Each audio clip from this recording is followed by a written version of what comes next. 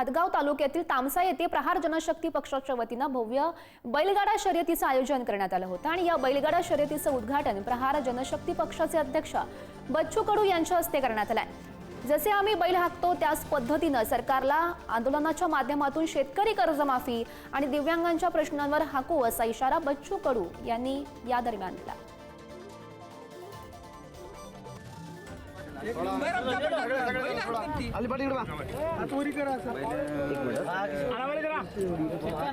आम्हाला सांगायचं आहे पटाच्या निमित्तानं, जसे आम्ही बैल हाकलतो ना तसं सरकार कर्जमाफी आणि दिव्यांगांच्या मानधनासाठी हाकलल्याशिवाय राहणार नाही।